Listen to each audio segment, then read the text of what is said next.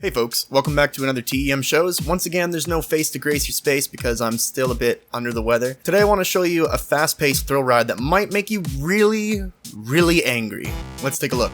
There are no graphics options in the game, which did surprise me a little bit. The game does ask if you want to play a version with lowered graphics though. You can adjust the volume and rebind your keys, that's about it. I would have liked to have seen an option to make the death screen rewind effect a little less intense. I found after a while it actually started to give me a little bit of a headache. When it comes to a first impression though, I didn't have time to think or notice anything when starting the game. It picks up within the first 30 seconds and doesn't stop until you've beaten the game. There's no doubt that you have entered the frying pan. Now the story follows an unnamed man who falls into an awkward spot after an armed homeless man collapses on his lap on the subway.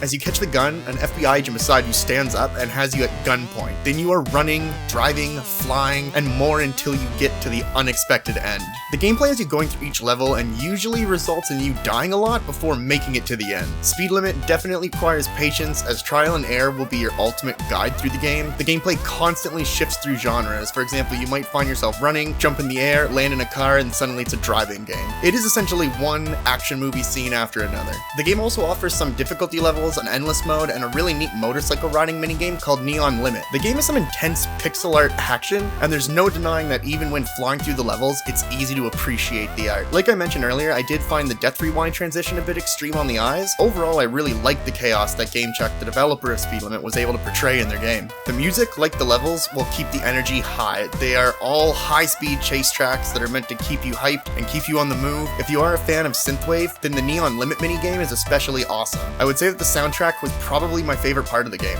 Now when it comes to if I would recommend the game, the answer is maybe. It's hard for me to recommend this game to everyone because while I did have a good time, a lot of times I would die and feel frustrated because skill had nearly nothing to do with it. You just had to know beforehand something was coming. With that said, if you like high difficulty games and have the patience for it, then I would absolutely pick up the game. The game's currently on sale actually, so it's a great time to check out the game if it looks like something you might like. And of course, thank you to the Indie Game Collective and Gamechuck for allowing me to show this game to you. I'm always completely amazed by the creativity of the indie game development community. Well, that's what I wanted to show you, so I'll see you next time.